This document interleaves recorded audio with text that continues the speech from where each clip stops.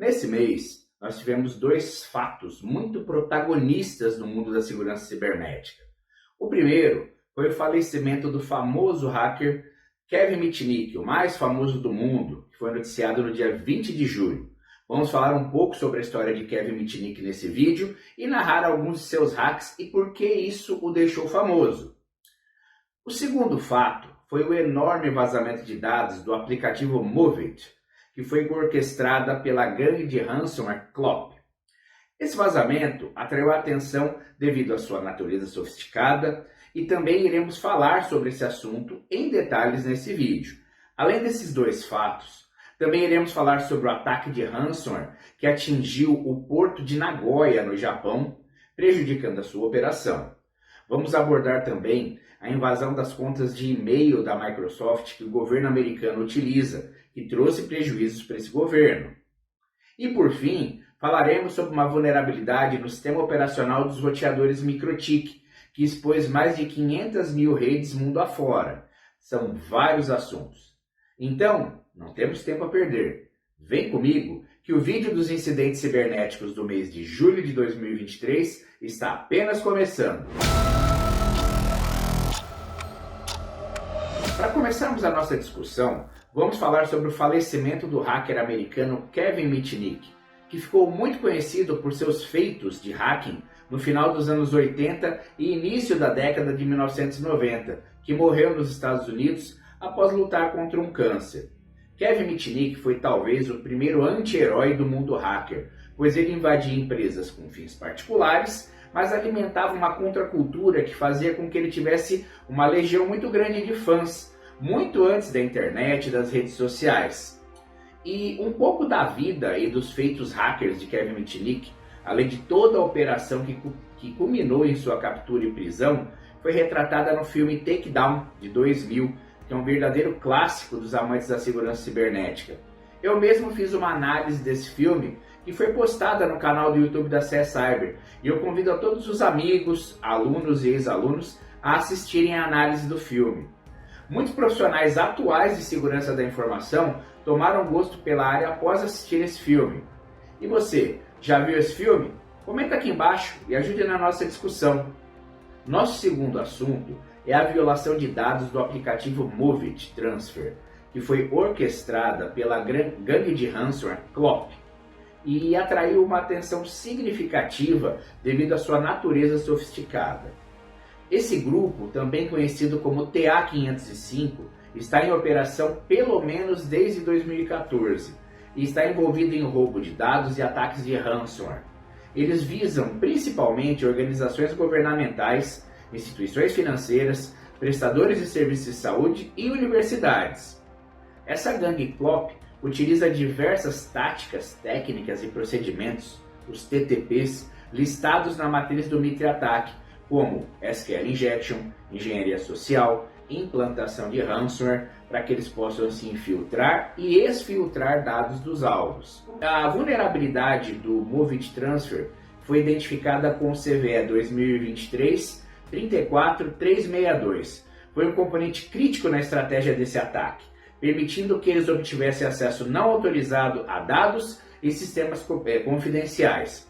O modus operandi do grupo envolve criptografar os dados da vítima e ameaçar vazar os dados roubados publicamente se o resgate não for pago, ou seja, uma tática conhecida como extorsão dupla. E essa tática teve repercussões significativas para vítimas no mundo inteiro em relação à interrupção operacional e possíveis danos à reputação.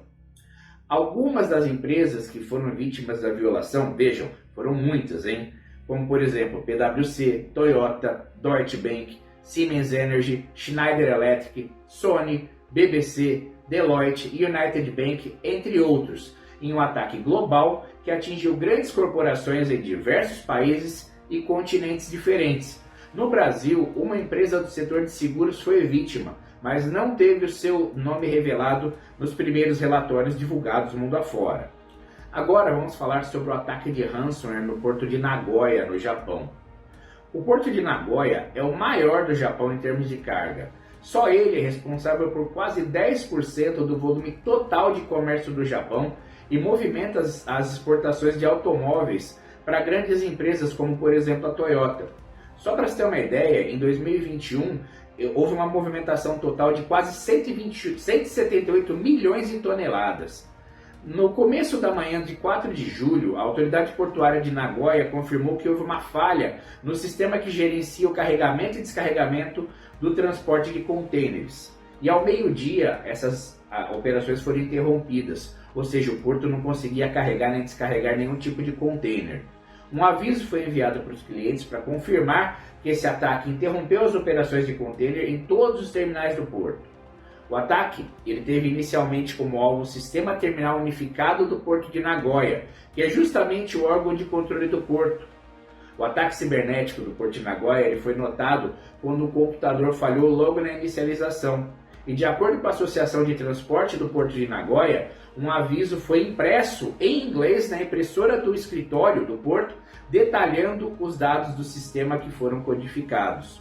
A polícia então entrou em ação e confirmou que a operadora do porto recebeu um pedido de resgate em troca da recuperação do sistema.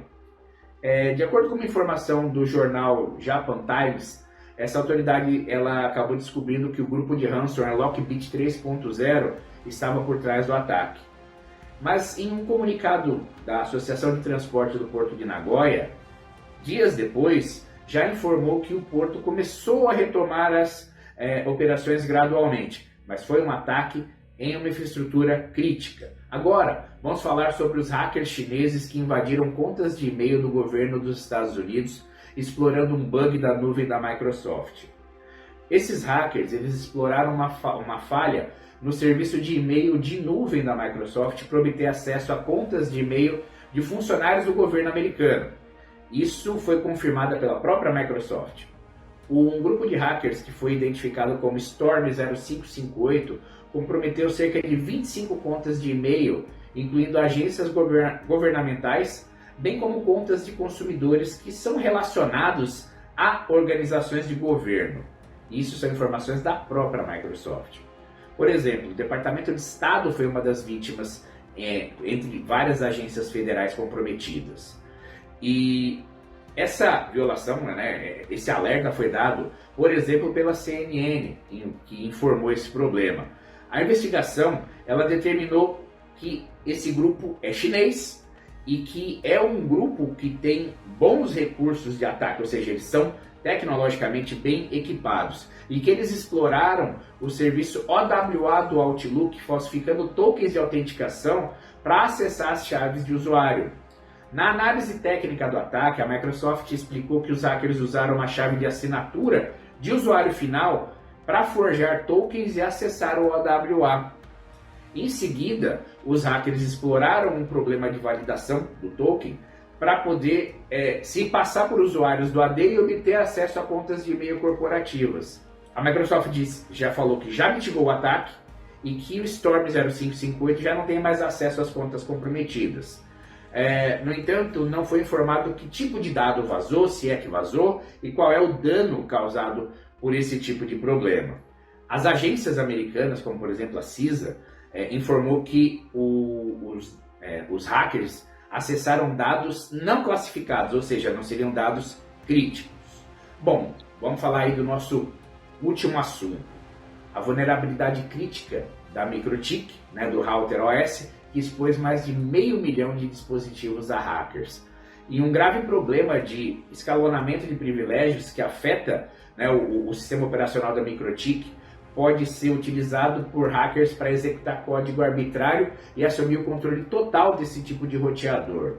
Ele foi catalogado com CVE 2023-3799 com pontuação 9.1 no CVSS. Isso pode ter comprometido entre 500 mil e 900 mil sistemas Router OS nas suas interfaces web ou inbox.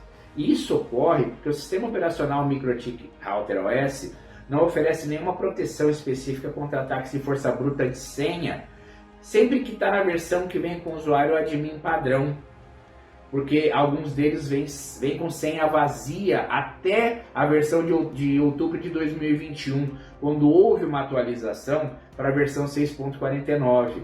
O problema é que nem todo mundo atualizou os roteadores. E aí, quando isso acontece, o ataque é possível e a detecção é quase impossível, porque está dentro da interface, ou seja, está dentro da criptografia da própria microtik, e aí nem os IDS, como por exemplo Snort e Suricata, conseguem detectar as assinaturas do atacante. Então, fica um conselho de mitigação.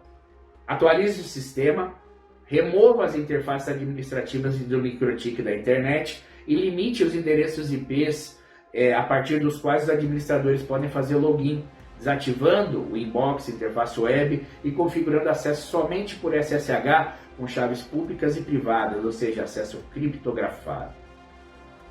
Bom, realmente, o mês de julho de 2023 foi muito ativo no mundo da cibersegurança. Muita atividade, ataques de grande porte, vulnerabilidades importantes surgindo e muita informação sendo apresentada aqui nesse vídeo. Eu vou ficando por aqui. Compartilhem esse vídeo com seus amigos e sigam as redes sociais da C-Cyber para muito mais conteúdo sobre cibersegurança. E visitem nosso site para conhecer os melhores cursos de capacitação em segurança cibernética. Um forte abraço e até o próximo vídeo dos incidentes cibernéticos do mês.